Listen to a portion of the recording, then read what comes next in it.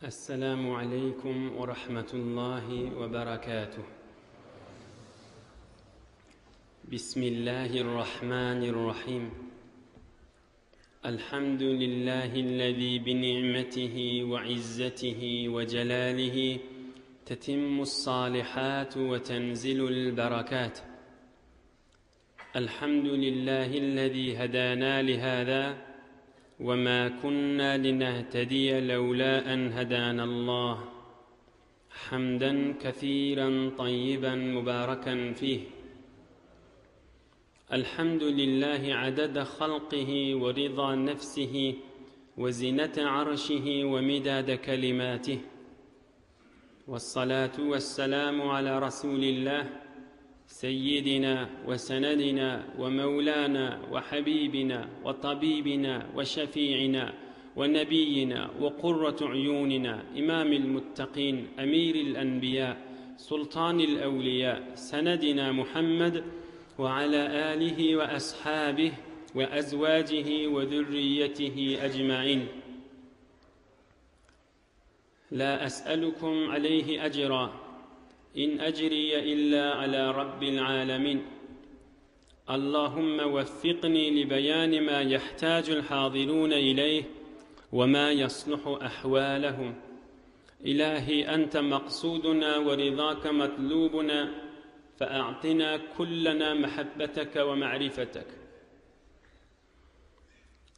الله تبارك وتعالى وتقدس هم ذن طاعات عبادة لنذي salih amallarınızı Hudaý için oturşuklaňyz, mehabbetleňiz, dost-dostun elinden tutmaňyz, duayı hayırleňizi lütfu keremi bilen kabul edip de hemmeňize iýilgün içeriňiz, dost ýaryňyz, kawmy hyşyňyz, enataňyz, ogul-gyzyňyz dünýä we ahir saadet gönenmek ýüze aklyk bersin inşallah. Pek Allah Teala'nın köklediğinden inşallah bir gece gözümüzün nuri, başımızın tacı, rahmetel lil alemin olan Muhammedur Resulullah sallallahu aleyhi ve sellemin 8. yaşından beylek inşallah ta vaktimiz tamam bolýança ol rahmetin, ol bereket, ol nurun yaşayışından hizmetine de yetirersin inşallah. Geçen heftelerde geçişine göre Mübarek sallallahu aleyhi ve sellemin diyadeti enetinin gövresinde Abdullah 25 yaşına ayrılıyor. Enesi Amine Resulullah'dan 6 yaşında Amine 20 yaşına ayrılıyor. Oham kakasının kucağına, kakasının yanına, kakasının kefalatına yaşamalı oluyor. Kakası da bir kil saklandan son Mübarek sallallahu aleyhi ve sellem 8 yaşa varanna kakası da dünyadan geçiyor. Ey mümin Müslüman doğalla, Allah Teala bir rahmetel lil alemini saklayanları dünyadan çıkarıptır. Mana enatası öwredipdir diýilmer ýaly geçen hepsede bireme bebarada gurrun etdik we hem de dädesi baqa dünýeden geçýänma, dünýä gelmäke dünýeden geçýänma, olara da bir teselliye hatir, olardan çirimli gowullyk. Ey aziz olan rahmetel lil aleminiň dädesi dünýeden geçipdir. Ýok, men enem de dünýeden geçdiýsen, ene Resulullah'ın da dünýeden geçipdir. Ay men saklap duran kakam dünýeden geçdiň, ene Resulullah'ın da dünýeden geçipdir. Ta kıyamata çeli bir kıyınçılıkta, yetimlikte ulul yerlerden çürüyümde tamam gowulluk bolup Resulullah sallallahu aleyhi ve sellem inni 8 yaşta kakası da ayrıldı. Inni bir cahdon çürüyüm, makamdan çürüyüm, dünyanın derecelerine bir hiç bir yüreğine zat bolacak gel çağı olup qalli. Kimin eline? Abdülmuttalib kakası ayrılmaka Ebu Talib bolan Resulullah sallallahu aleyhi ve sellemin ağası, dädesinin doğunu Ebu Talib'e tapşırıp gidipdir Abdülmuttalib. O hem Ebu Talib'in eline galiye. 8 yaştan meylek Ebu Talib'in öyünde yaşaya, ağasının öyünde. On çaysuda, naharda, akşamlıkda, ertilikde şoň içerti bilen bile iýip içmeli bolýar. Ebu Talib öýde olukon öz Türkmen aş tabak diýişýäli, olukon mejme, olukon jama nahar goýup iýýärler. Özü garip hanawada bolansoň Rasulullah sallallahu aleyhi ve sellem şu tabagyň başynda ýok wagtynda üýşip nahar ýerlerine derrew tabakdaky nahar tökünýän. Emma Mübarek sallallahu aleyhi ve sellem bağ olup şola bilen bile nahar ýenne hemmeti doýup sowulandan soňram dagda tabakda galýan. Oham nahar orta gelenne Ebu Talib aýtýanmyşdyk: "Kema antum hatta ya'ti ibni feyati Rasulullah sallallahu aleyhi ve sellem feyakulu ma'ahum feyafduluna min ta'amihim." Ay durawariň oglalla Muhammed gelewersin dip onnaky bereketi bilip sallallahu aleyhi ve sellem gözeşeweriň dip Rasulullah sallallahu aleyhi ve sellem gelinden meylek nahar alýanmyşdykle nahardan bir mukdar ýene galaýan. Käde ertilikde subhanada bir agaçdan bir kurşga bir gaba süýt jal goýup Rasulullah sallallahu aleyhi ve sellemden başlaýanmyşdyk Abu Talib. Näme başgasyndan başlasa bir içip töküdäýän. Emma Rasulullah sallallahu aleyhi ve sellem bir içýän bolmaly. Doydum dip kaptalyna käberenden soňra o da içip hemmesi doýardy. Şo bir gabyň içinde bir kurşga bir kätäň içindäki süýt hemmelerini bolardy. Deslap Rasulullah sallallahu aleyhi ve sellem işte ağzının bereketi, mübarek doğduğunun bereketi, ağzının mübarek suwunyň bereketi o liwana käse degenden soňra içindäki süýt hemmesine bolýanmyşda. Ýoksa Rasulullah jandan başga oglançyklygda bir içasa bir göterip hemen içip töküdäýär. Hulasa Abu Talib käde ertilerde oglançyklygyň her gaýsynda bir bölecik çörecik bir datçyk kesipçik bölüpçik goýup her oglançyga bir däne dip käde beýt goýýanmyşdy. Başga oglançyklar bir Muhammed Rasulullah sallallahu aleyhi ve sellem bir hayaly edepli bolansoň başga beträkleri Rasulullah'ın kyna alyp o da keplemän oturýan peýgamberimiz da hay men kine alli bir zat da diýmeýänmiş. Ebu Talib onu anlap felemma ra'a zalika Abu Talib azala lahu ta'amahu ala hida. Bi Muhammedin ki maňa degamam bir öz başyna goýýanmyşdyk. Näme peýgamberimiz olaň biri al ýany bilende nämekin allyň diýip de galmagal etmeýän. Abu Talib onu görenden soňra öz başyna goýup Muhammedin ki maňa zat degmäň diýip öz başyna goýýanmyşdyk sallallahu aleyhi ve sellem. قالت أيمن البركة ما رأيته صلى الله عليه وسلم يشكو جوعا قط ولا عطشا. Rasulullah sallallahu aleyhi ve sellem götürüp saklayanın adı bereket diyen denanadı. Olay diye men ömrümde Rasulullah sallallahu aleyhi ve sellem peygamber bolmaka oğlan wagtynda we peygamber bolandan soňra azygýan susuyan edip bir qahara menip ya bir bahımlak bırak getirteneň bir zat dip ömrümde görmedim dipdir. Yoksa Rasulullah jany öýdi, gujagyna alyp göterip elinden tutup oýnadyp güldüren denana şol bereket diýen denana. Hiç wagt çağa wagtynda da, olakon wagtynda da azygýan susuyan dip bir emeden görmedik. Käde bolardy dipdir ertilerde. Hemmemiz turamyzda Türkmen öýerdi diye. Hemmemiz sagaman öýremizde ol Muhammed sallallahu aleyhi ve sellem ýortup baryp Abi Zemzemden içerdi. Ertilik subhanany gel iýeýliň diýemizde ýok men dok işdem ýok diýip käde şey diýerdi dem Abi Zemzemden içip men tekmil diýip aýtýanmyşda sallallahu aleyhi ve sellem. Cülhüme diýip bir adam aýdyýa Hawjetden gulak asyn. Bir wagtda Mekke'ye Mükerremäge geldim diye. Heýwir horluk, heýwir qıtçylyk wagtynda Abdülmuttalib de dünýeden geçipdi. Yani Rasulullah'dan 8-9 ýaşyndamışdyk. Owaň adamlary üç käbäň ýanyna gürrüň etdiler. Ey horluk bolupdy. Ýatamidul manat as-salisata al-ukhra ýatamidu al-Lat wal-Uzza ey botor ağlaýlyň, daşlara ol ýyklaylyň belkim ýagyn ýagsyn dip adamla gürrüň etdi. Bir ýaşuly garry adam aýdypdyr: ey nätdirip bäňiz diýipdir. İbrahim peýgambaryň neslinden galanlar ba, şolary barıp aýdaýlyň, bize ýagyn dilesin.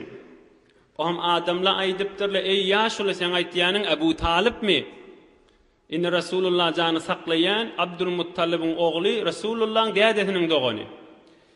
Adamla Havva diýipdirler, ýöreň üýüşip Ebu Talib'e baraýlyň. Şol çyksyn, Käbäň ýanyna gelsin, Allah Taala'dan dilesin, Hudaý Taala bize ýagyn bersin diýip. Oğam biz hemmämiz üýüşip baryp Ebu Talib'in gapsyny kakdyk diýe. فخرج أبو طالب ومعه غلام كأنه الشمس دجنة. Ebu Talib çıktı, yanına da var, qaranqyňsynyň doğan gün ýaly bir oglan nawady diýipdir Rasulullah sallallahu aleyhi ve sellem'de. Ey Ebu Talib, aqhatal wadi ajdabal ayal fahalumma fastasqi lana. Yer ýurdumyz guruk bolupdy, oglan uşagymyz hor bolupdy. Ay çıksana var, Allah Taala'dan ýagyn dilesene var, gelsene var diýip o baň adamlar Ebu Talib'e ýalvarmaga dörtdirler. Ebu Talib indi ýanky adam aýtýardy. Şu oglanjagy Rasulullah sallallahu aleyhi ve sellem de şonu alyp Käbä gaşyn elinden tutup oğrady. Oham Käbä eltip Rasulullah sallallahu aleyhi ve sellemin arkasyny Käbä diýip şu taýda saklap durdy. Oham da soňram Käbäň daşyndan aýlanyberdi. قال الشيخ أبو بكر الجزائري يعني لسان حاله يقول اسق ربنا فقد توسلنا إليك بهذا الغلام المبارك.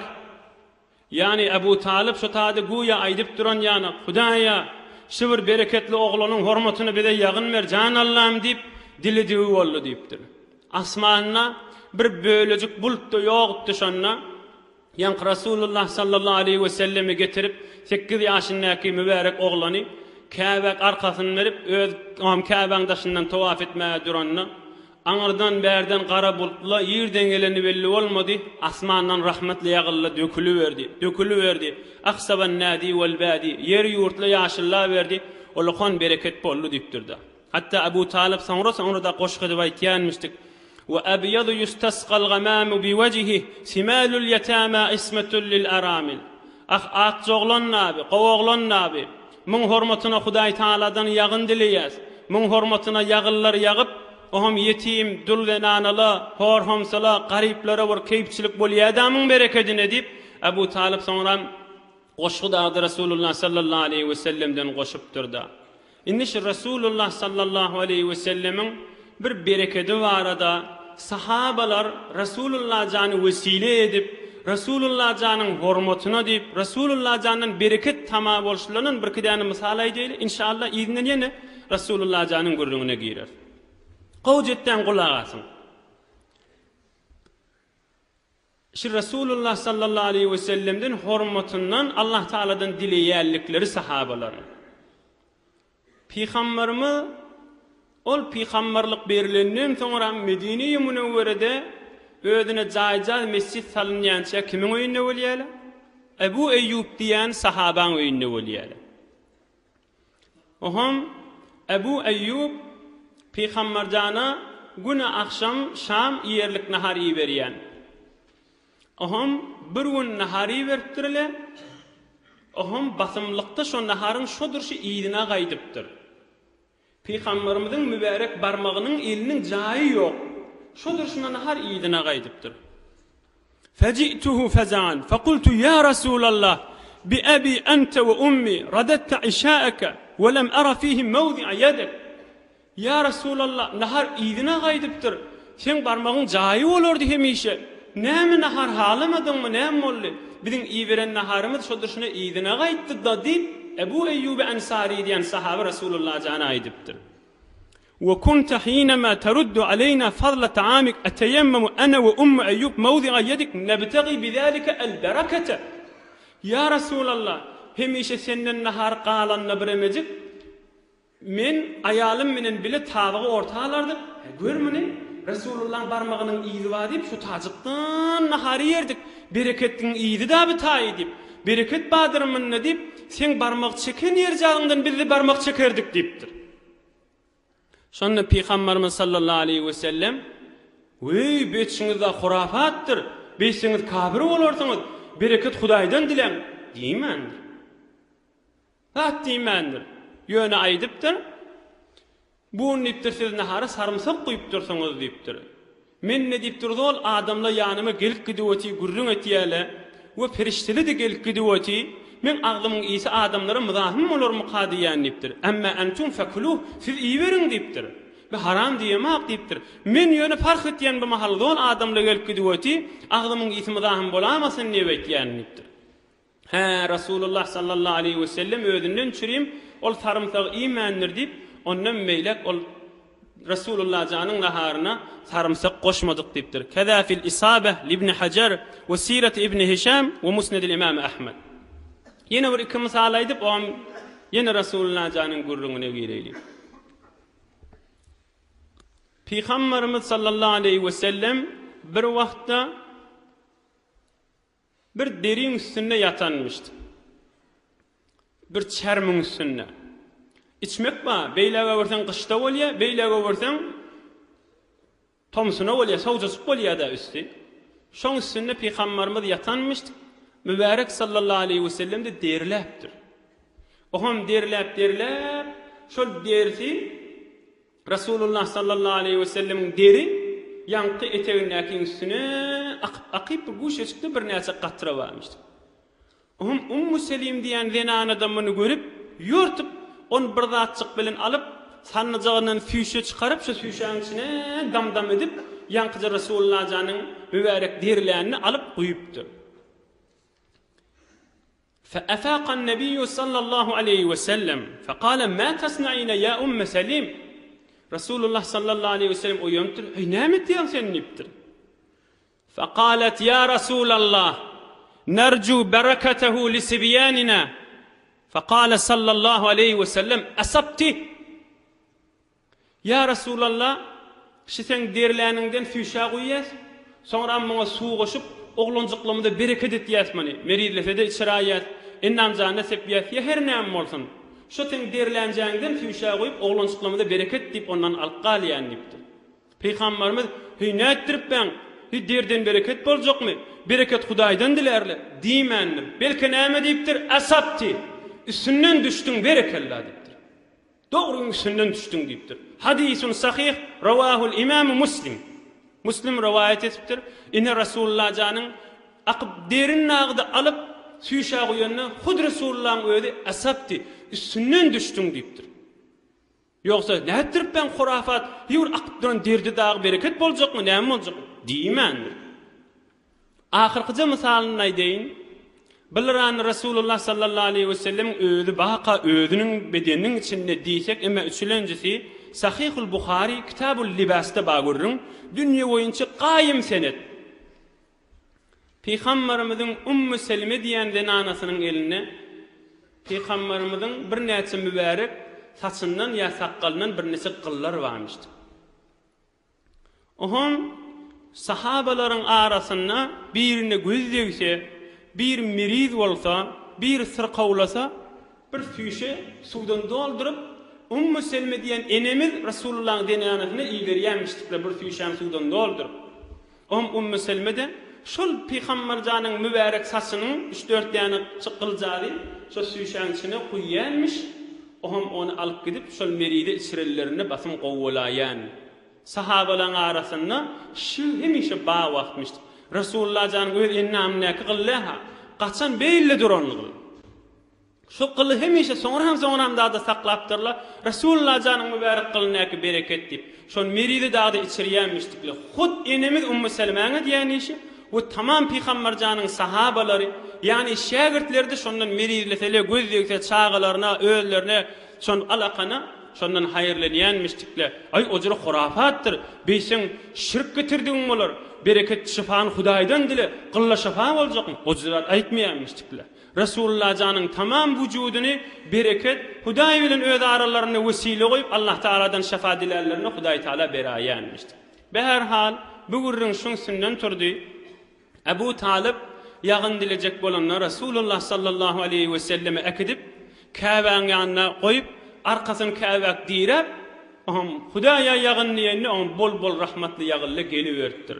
Şulay diýen gurrunymyzda muhtasar Sirat-ı Rasul Liş-Şeyh Necdide var şöyle. Peygamberimiz sallallahu aleyhi ve sellem oğlan wagtynda öýde aýdýa, Hudaý Taala meni olukon haram zatlardan alyp galdy.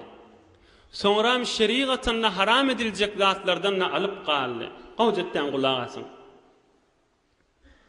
Men oğlan tutdum diye Peygamberimiz başga oğlanjyklar bilen daş oýnap durdyk diye. Tamam oğlanjyklar öz çermeklerini, öz uçgurlaryň çermeklerini çödüp, şol geyip duran balak jolwarlaryny gerşinne goýup, boýunna goýup, şoň üstüne daş goýup, daş çekip otýdyk oğlanjyklar diye.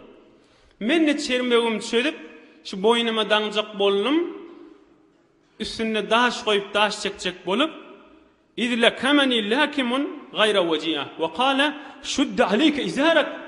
Çermegim çödüp menne boynumda goýup daş çekjek bolamdy, bir zat meni kakdy diýipdir.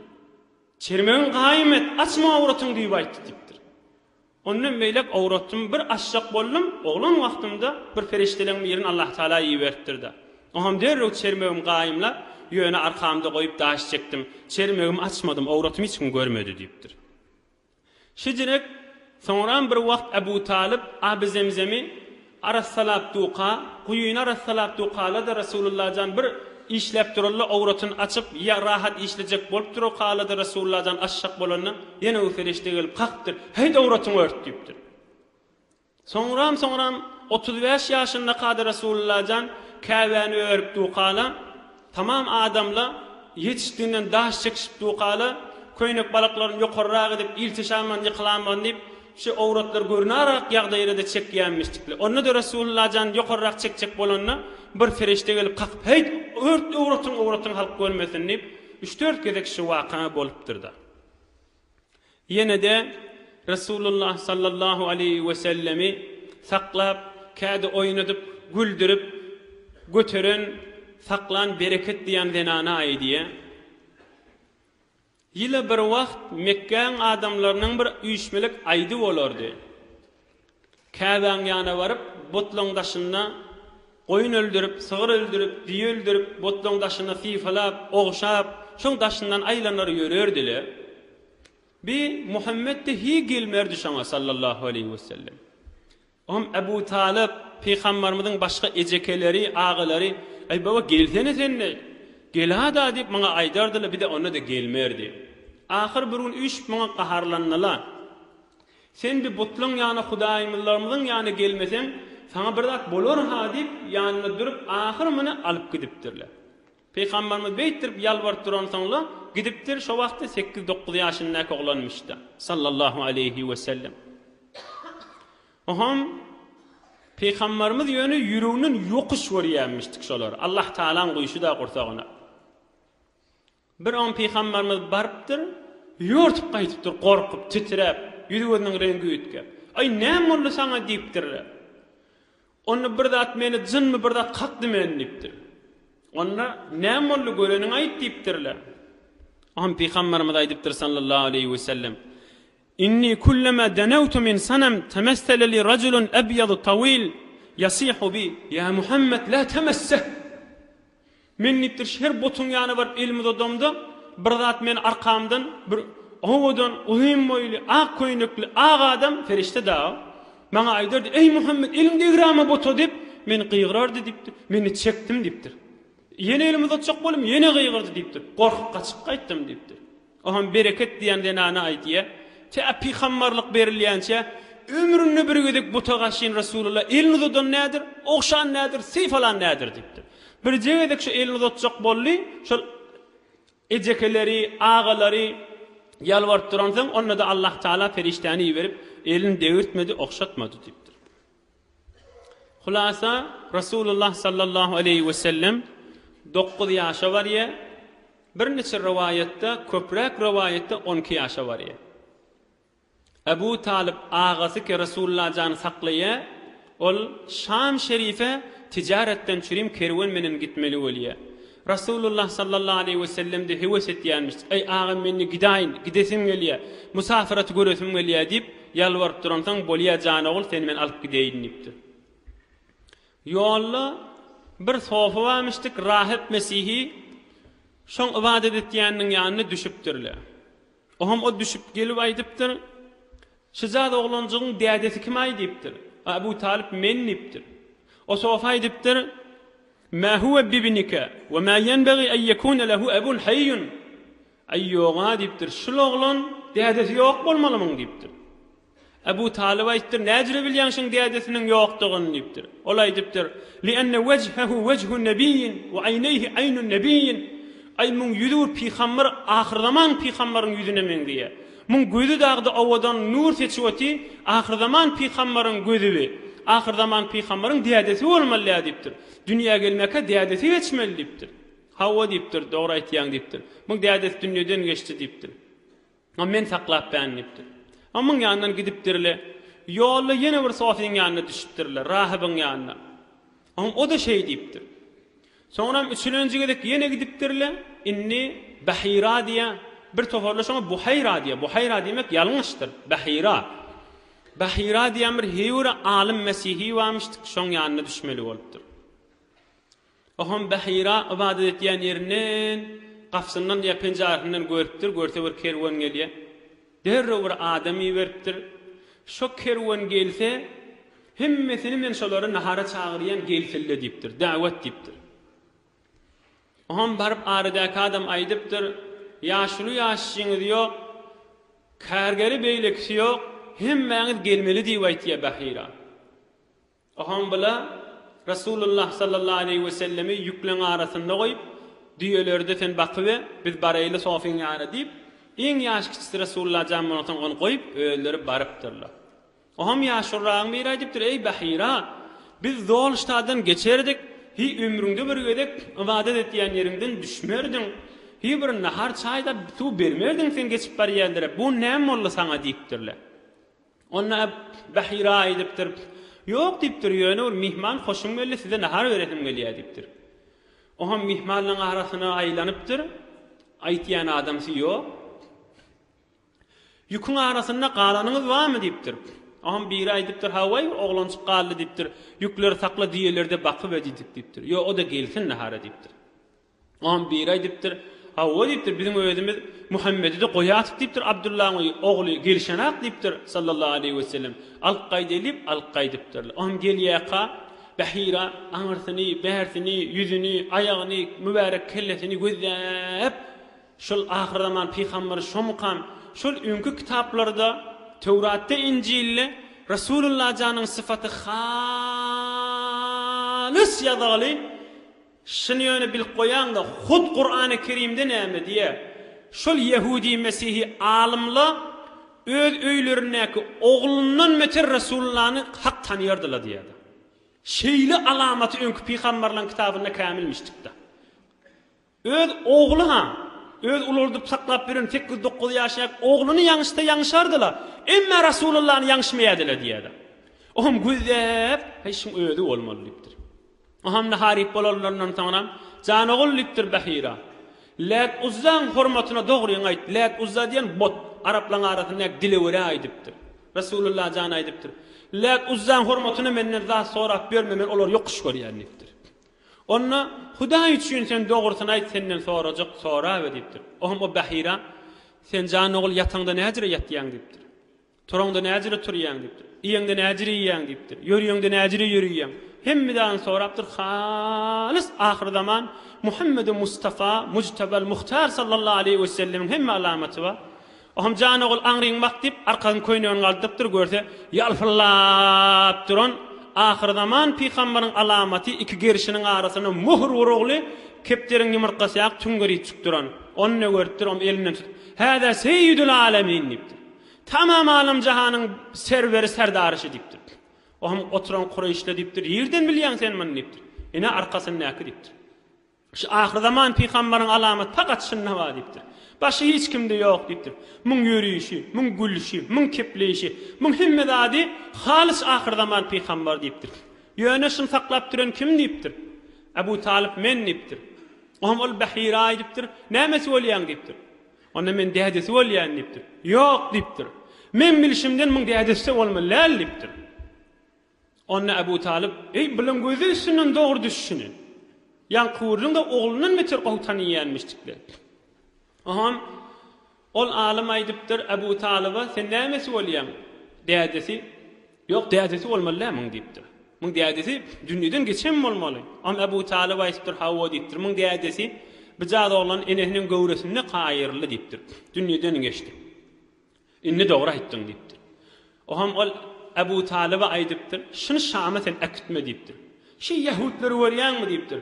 Şu mahalla şöyle bilýär diýipdir. Alimleri şi ahir zaman peýgamber dünýäge gelýän, muny görseli öldürjekden diýipdir. Şu ýygyny götbäle diýipdir. Şunu görsek öldürmeliler, ýoksa Yahudiýetiň düşmany bolup çykjak diýipdir. Şu pikirler bar diýipdir. Şeyh-i Rum taraftan, ol Bizans taraftan 8-9 nefer gelýänmişdikler. Bahira ýollaryndan çykypdyr. Näme diýip gelýäňiz diýipdir. Näme diýipdir. Onu bizi belagana an ahbarina anna nabiyyan min al-arab kharijun nahwa biladina fi hada ash-shahr. Ol 8-9 nefer aýdypdyr. Biziň alimlerimiz aýtdy diýipdir. Hut şu aýyň içinde ahir zaman peýgamberi Şam'a gelecek diýip şoňa çeli habarlar barmışdykda. Şip bizi neçe nefer biz 8-9 nefer şi ýoly berdiler. 8-9 nefer başga ýoly berdiler. 8-9 nefer başga ýoly berdiler. Palancire oglanlar görseňiz öldürüň diýip bir neçe yüz nefer biz ýollarda pytyragly ýaýraglyş mahal diýipdir. Bahira aýdypdyr. Ey samsakly diýipdir. Hudaý bir zady istenden soňra öňüne geçip boljakmy diýipdir. Ahir zaman peýgamber gözläpbäs biz şonu görsek öldürjek. Şu aýyň içinde Şam tarafa gaýtjak diýip bilýär. Biz 8-9 öldürjek. Hudaýyň aýdynyň öňüne geçip boljakmy diýipdir. Olara gowy düşündiripdir. Olar da hawa diýipdir. Onda şu ahir zaman peýgamber ine du ýanymyzda diýipdir. Siz Hudaý üçin degmäň diýipdir. Olara öz sogabyňyz bolar, zat bolar diýip bular saklap zat diýdirmäni. Ebu Talib aýtdy. Gördüňmi diýipdir. Muny öldürjek bolup kesipbäle diýipdir. Ebu Talib bir neçe riwayatda şu tada ýygyny öwürtdir. Özde şu Şam'ın golaýçyklaryna bir neçe riwayatda basymjak badaryna barakana ogrinçäçikden derrew mamulatyny edip basym ýygyny öwürildi diýdi. Hulasa sallallahu aleyhi ve sellem ýygyny öwürilip gelýär ýaşy 13-14 ýaşa gelýär. Bismillah. Oham şowullerde Rasulullah sallallahu aleyhi ve sellemin taifası Qurayş taife bilen başga bir taifanyň arasynda bir uly qorrak bir jeng bolýar, bir çalyş bolýar. Oham muny agalar ýörsende jenge gaşyn git kömekleş diýip peýgamberimiz aýtdy. Hak Qurayş bilendi, biziň taifamyz bilendi. Menne akitdiler, agalama oklaryny teýýarlap ellerine bererdim, olar da atardylar. Men şu jengede olan wagtynda şirket etdim diýip soňram sahabalaryna görüň berýänmişdikler. Muň gurrungyň içine, jeng gurrungyň içine girip bermäýdi. Ýöne tamam Rasulullah'ın zindigi namazynyň içine tarihte baý bolansyň gysgaçyk aýtyp geçdik. Ebu Talib agasynyň eline ýaşap be. Ebu Talib da bir beter garyb adammışdy. Rasulullah sallallahu aleyhi ve sellem aýdypdyr. Gowjetden kulak asyň. Rasulullah sallallahu aleyhi ve sellemin çofallygy barada şaýetli bir neçe bir zehniyet pikrimizde baý bolsun, ýok da bolsa başga bir fikri harap adam sizden sorasa da açyk eline täbir belersiňiz inşallah. Peýgamberimiz aýdypdyr, men çofallyk edeýin, agam diýipdir, saňa da kömekleşdigim bolar, iýbiçgimide, öýümide diýipdir. Ebu Talib da bolýar diýipdir. Peýgamberimiz aýdy sallallahu aleyhi ve sellem: "Ma ba'asallahu tebaraka ve taala nebiyyen illa ra'al ghanama." Hadisin sahih. 100 miňden kan peýgamber bar. 100 miňden kan peýgamber. Hemmesi goýun bakıpdyr da şolar. Peýgamberimiz aýtdy, her bir peýgamber bolsa goýun bakdy, men ne baktym diýipdir. Oham peýgamberimiz sallallahu aleyhi ve sellem näçe ýyllar şol Mekkeň adamlarynyň goýunlaryny bakýar. Goýun bakmakda, çofallykdaky 10 näne peýdany howsala bilen gullanasyn. Biri çofan adamda bir bolmaly zat, jaýyllyk, aramlyk, howlukmaçlyk bilen iş bitmeýär. Bir Rasulullah sallallahu aleyhi ve selleme awdan bir temrin mukaddama jaýyllygy öwrenmäge. Elliki howlugynyň menen ol goýun otlajagyn otlamaly, howlugynyň peýdasy ýok. Gün ýaşaýança göldeşmeli. Ine bir jaýyllygy temrin. İkilenjisi ol sahrada çölli Allah Taala'nın azim halkyny pikredi oturmaly Allah Taala'nın azamatyn. Ey kudretyňe dönen ya Allah diýip oturup bermeli bolýar diýipdir. Ine maňa da pikretmäge pikrin giň bolýar. Giýjen garaňkylygyna, malyň arasyna, yatakda beýleşeýle, sukut, çölle, bitady özüň bilen, Hudaýyň bilen, özüň Hudaýyň bilen munajat etmäge de öwrenişmek temrini üçlenji bide bolýar. Dördülenji, hawa kızgın wagtyda bolýar, sowuk wagtyda bolýar. Erteden ta ikindin akşama çeli, heýwir dıngyrlyk, heýwir daýaw sabr temrin etmeli bolýar. Kızgın hawada, sowuk hawada, ýagylly hawada, yel ösdi, tolan ösdi, tufan ösdi, bitalarda sabr, dıngyrlygy temrin etmek bolýar. Beşinji, çofollukda bolýan zadyň biri çörejigini edafa dökmänjik gerek-de, tökünse ýürüýtoňa hamir ýugurmaly, bişirmeli, özüniň gynçylyklary eken. Barakana satyn ararlyk diýe. Özüniň süýtjady da bolsa, çörejigi de bolsa israf etmänjik, ýere dökmänjik, heýwir hesapşydyjy israf etmäni bir ýaşamak ineminde temrini bolýar. Altylanjysy, çofollukda dünýä ulukon makamy hiç insanyň çofanyň pikrine gelmeýär. Bir ulukon jahly, makamly, bir dünýä eýe bolsam, magrur bolsam, palan şa bolsam, bir zatda ýadyna düşmeýär. Muňda temrini bolýar. Ýedilenjisi, çofan adam enti garaňkydan gorkjak. Giýjäň içinde bir pysır sidi ýüregi ýarylyp barýar. Emma çofan adam dym garaňky bolup tuqa, ýa-bir pysır bolsa, ay bu palan şagyllardy. Ay bu nämedir diýip, ay mundan gorkup bermelidir diýip, şujatlyk, daýawlyk ine muňda temrini bolýar. Sekirlenjisi, goýunyň aýagy döwülýär, goýun meridliýär, bir zat bolýar, ine muňa ýan-jagyna baryp, mehribanlyk bilen onu gözläp, bir mehribanlyk, ýürek, ýumşaklyk diýen zat goýun makýan adama gelýär, ine bir tarapdan mehribanlyk da Peýgamber jana temrin bolýar. 9-njysy, gyşaryp ýatyp halk maňa pul getirsin diýen hili bolmady. Öz dersini köp zahmet çekip eli bilen çörek çıkardı, ine muňda temrini boldy. Bir zat bolsaň jamia hyzmat edip çörek çıkardyn diýipdi. Ahyrky 10 ýylanjysy mesuliýetiň temrini.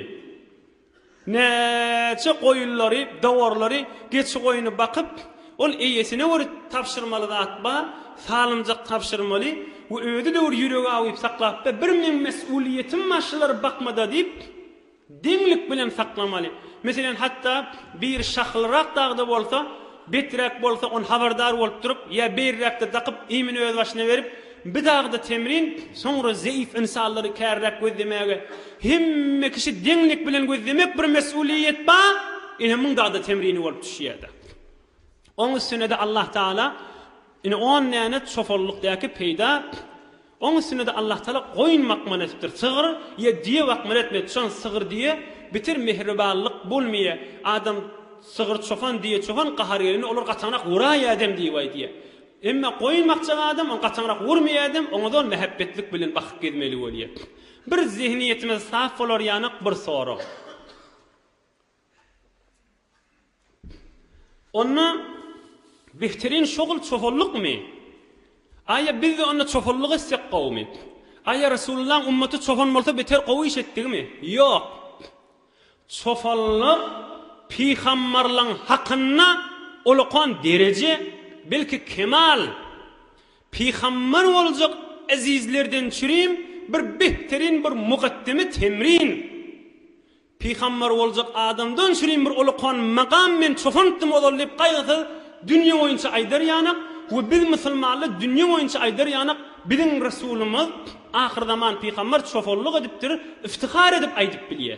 Neyinki tamam insanlardan çürüyüm çofolluk gowdatmışdyk. Biz zatdan temrini varmışdyk. Yok. Peygamberliň hakyna bir mukaddime bir terbiýetden çürüyüm. İnsanlaryň üstünde çofolluk terbiyetinden çürüyüm. Ondan çürüyüm bir mukaddime we temhid bi.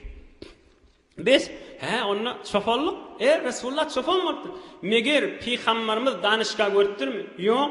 Medrese görüpdirmi? Yok. Ustad görüpdirmi? Yok. Peygamberimizden şim iftihar diými şo? Ustad görmäni, danışga görmäni, debestan görmäni, debiristan görmäni, Qur'an-ı Kerim mucize edip Allah Taala tarapdan iyi vermegi. O menne aýdyp bolarmy? Medrese görmeseň bizden şim iftiharmy? Yok. Biz neçe bahsabat boljak bolmaly. Emma medrese görmesizlik Resulullah'dan şurim iftihar. ine çofolluk taşıjak.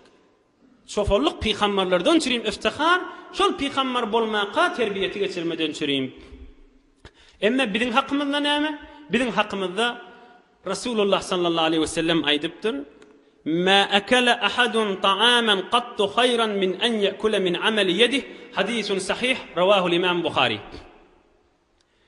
İn arsqalın qawsi, in ibiçki çöregün qawsi adam öz zahmet çekip çıkaran çöregüdür deyipdir. Aytmandır, in qawsi çofolluk deyip. In qawsi qoyunmakmak deyip. Resulullah can bütün alem cihana aytiye behterin ırsqal birzat camiye hizmet etsin, şon çöregünü için deyipdir. Ine bir de bir wagtda zihniyetimiz saf bolar ýany, arassa bolar ýany, başgalardan süýümde soralara jogap bulmadan süýüm. Emma gurrun geydi. Mübarek sallallahu aleyhi ve sellem'in ýaşaýyşy. Inhe Resulullah sallallahu aleyhi ve sellem çofolluk goýunmakmak bereketi bilen gediýe. Peygamberlikden çürüyüm terbiyet geçiripdi. Peygamberlikden çürüyüm mukaddemalar geçiripdi. Hud Resulullah sallallahu aleyhi ve sellem bir gurrun aydiye soňralarda Hazreti Ali Murtaza radıyallahu anh aydiye men Resulullah'dan öz kulağım men eşittim diye. Resulullah sallallahu aleyhi ve sellem 15-16 ýaşyndaqa bir gün niye akşam goýunmak tutdum Mekkeň döwreginde Mekkeli bir başga bir jowan oglanmady, o da goýunmak tutdy diye. Gowgulansyn. Oha men maňa aýtdym diýip, sen goýunlary saklajakmy şu akşam? Men gitjek Mekke'ye Mükerreme'ge başga jowan oglanlar bilen akşam oturşak gülüşjek diýipdir Resulullah sallallahu aleyhi ve sellem. Haçandan mer o wagara baramak öz deňduşy we gülüşip oýnaşyp berelleri we bir aralaryna barjak diýdim diye. Hop peygamberimiň öýdi görüň merýet. O çofan aýdypdyr, bolýa men saklaýyn sen gidip diýdi. Ohan men Mekke'ye Mükerreme geldim, görsem bir langra, lungra, bir qalmagalyň sesi var diye. Tebil urtula, langra urtula, hewre qalmagal. Ohan men birinden soradım diye Resulullah sallallahu aleyhi ve sellem, näme ses var? Bir aydymlaň zatlaň sesi var. Onna aýtdylar, falani bilen izdivac etdi, toyu var. Şoň qalmagaly, şoň aydymy, şoň sady, şoň dümmegişi diýip aýtdylar. Fejalastu anzuru wa daraba Allahu Taala ala uzni, fa wallahi Taala ma ayqadani illa harruş şemsi. Heylemi, bir toyum bir qalmagal şoňkymy diýip bir göreýin näme diýäş toýdakylar, näme gygyrýa, näme aýtýarlar diýip oturdum diýip. Oturan boýuma Hudaý Taala maňa ukyny berdi. Zat görmekem, zat eşitmekem, şo duşuna yatyp galdym diýipdi. Erti günün gyzygy bilen turdum. Günün gyzygyny bilen turdum diýipdi. Ohan bardym o çofanyň ýanyna sagamany ördüň. O çofan menden sordy, "Näetdiň?" diýdi. "Ay mene akşam bardym. Jowan başga dostlar men oturşaryn diýip barýadım, ýolda toý barmyşdy. Görsem qalmagal, bir toparda atlap barmyşdyk. Üýşmelik näme diýip oturdum. Oturan boýuma uky geldi, şo duşuna yatyp galypdyryn. Erti akşam ya şun akşam bolýada. Ýene de bir gideýin men o waran oglanlaryň arkyna oturşatym gelýär diýdim diýe. Ýene gitdim görsem bu akşam ýene toý barmyşdyk diýe. Ama men aýtdym bir qalmagal nämenki diýdim. Onna aýtdylar falani bilen toý tutýar. Şoň qalmagaly, şoň aýdym sady falani. Oňam fejalastu andur. Bu näme diýär, näme gurrunlary, näme aýdymlary, näme göreýin diýip oturdum. Oturan boýum Hudaý Taala maňa ukyny berdi, ýene ýatyp galdym. Resulullah sallallahu aleyhi ve sellem soňralarda aýtdy, Hudaý Taala maňa şu haramdady eşitdirmedidim, köközmedidim diýip aýtdy. Ey jowan dostlar, ey imanly dogalar, ey mümin musulman aýallar. Resulullah sallallahu aleyhi ve sellem soňram şeriatyny nur haram boljak zat bolansaň, bar peygamber berilmegden 25 ýyl önce 15-16 ýaşynda kada Allah Taala eşitmedi ýaly diýip ukyny berdi. 15-16 ýaşyndaky oglan wagtynda kada. Uluqan bir ders almaly zat ba, müň ders almasy görünip duran zat üstünde wagtymy geçirmäýli. İnşallah bir kışdagadan tamam edin, tamam boldy. Wagtym tamam boldy. Peygamberimiz sallallahu aleyhi ve sellem botun ýanyna damak çalýanmışdyklar. Gowgulagasyň içinde bir mühim mesele de bar. Hiç ondan iýenni eldirin diýipdir. Bismillah Hudaýyň ady bilen niýellerini damak çalýan, emma botun ýanyna damak çalsalar iýmedim diýipdir. Başga da Zeyd ibn Amr diýipdi biri we peýgamber berilmekden 20 milyon çäň gurrun haby. Şoda hiç iýmerde aýdardy, ey adamlar, Hudaý ýagny berdi, Hudaý ot berdi, Hudaý goýun berdi. Nämen botun ýanyna damak çalýaňy diýip aýdardy. Mene iýmeýänmenden diýip iýmezdi diýipdir. Hatta Rasulullah sallallahu aleyhi ve sellem aýtdy, bir wagt cennete girdim, fewajadtu li Zeyd ibn Amr dawhatayni. Qala Ibn Kathir isnaduhu jayyidun qawi. Bir wagt cennete girdim diye gördüm iki tane ulukon owadan bağ var. Bir kiminki diýdim? Hol sen 20 ýaşynda kan. Peýgamberlik berilmedin 20 milyon çäk. Sen ol butun ýanyna damak çalynan heýwanlardan, goýundan, sygyrdan iýmezdin. Ol Zeyd ibn Amr diýip bir we o da iýmezdi. Şoň bagyşy diýip aýtdylar diýipdir. Ol adam jenneti bolup dünýeden geçipdir da. Be her han Peygamberimiz sallallahu aleyhi ve sellem ömrümde şu butun ýanyna damak çalynan goýundan, sygyrdan dadan nädirin Hudaý Taala men bokurdamdan onu geçirmedi diýipdir. Bir mesele şu mahalini bir aralarda bolýan gurrun maşyň meselet näjire? Danışmanatadan çürem goýun aýtdym, Imamrydadan çürem goýun aýtdym, Bayezid Bastamidan çürem goýun aýtdym, bu gurrun näme? O jütden hawasyny jemedim. Şu mahal meselen kakymyz dünýeden geçipdir, dädemiz dünýeden geçipdir, ejemiz dünýeden geçipdir. Şoňa bir goýun aýtýar. Näme diýdigimiz bolýaşy? Belli zat hemmemizin salym agydamyz şi, ýani şu zady damagyny çaljak, garyplere paýlajak, şoň sogabyny dädeme bagşatjak. Hudaýym razy bolsun, o şoň sogabyny sowga edip hediýe etjek dädeme kakamy. Biz şu Imamrydan ýoluna, Bayezid Bastamiň ýoluna ýa danışmanataň ýoluna diýenmi niýetimiz şu bolsun. Hudaýyň hoşlugy o şu sadakaň sogabyny Imamrydan ruhuna bagşatjak. Şu niýet. Salymjak niýetiniň işi. Men şunu danışmanata gamak çaljak diýdigi, Hudaýyň razylygynyň çürem, o şu sadakaň sogamyň danışmanataň ruhuna bagşatjak. Bayezid Bastamiň ruhuna bagşatjak. Ene halat şizire bolsa, salymjak, halaljak, Hudaýçylyk behterin sadaka diýip aýdylýar muňa. On Peygamberimiz sallallahu aleyhi ve sellem owasynyň arasynda فكان أفضلهم مروة أحسنهم خلقا أصدقهم حديثا ألينهم عريكة أعفهم نفسا أكرمهم خيرا أبرهم عملا أوفاهم أهدا آمنهم أمانة أقراهم ضيفا أختمهم للضعيف حتى سماه قومه محمد الأمين. Owasynyň içinde iň adam kärçilikde hemme kişide öwdedi.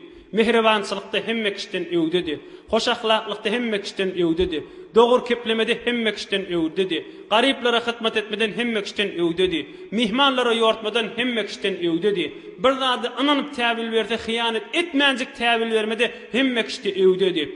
O ahlak näme bolsa hemme kişiden öwdedi.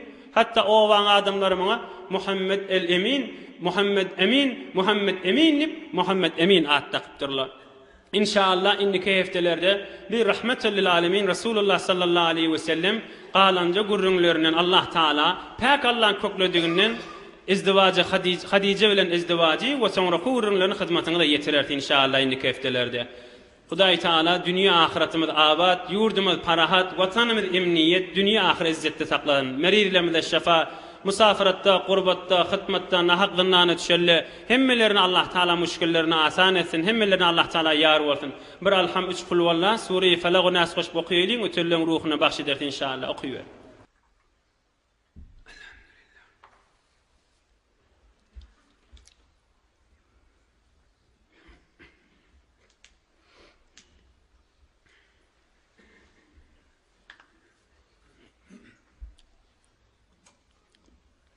سبحان ربك رب العزة عما يصفون وسلام على المرسلين والحمد لله رب العالمين. إن شورنا توق ما داخلنا من إلهي آمين. إلهي آمين. من مريض مذبا دعاء ملي بتر إلهي آمين. مشكلة دغلا إلهي آمين. أرست طويلة والبتو الحمد لله إلهي آمين. رسول الله جانن محبتي إلهي آمين. يوردمز parahat, vatanımız emniyet, ağzı verilik, iman abri. İlahi amin. Müşküllü doğulan müşküllü asan olup. İlahi amin. Merizler Allah Teala asan etsin. Güzdiyerlere de Hudaý kuvvet versin. İlahi amin can Hudaý. Dostun elinden tutup. İlahi amin. Amin ya Erhamer Rahimin. Bir rahmetke ya Erhamer Rahimin. Barakallah. Gayrat edin. Maşallah.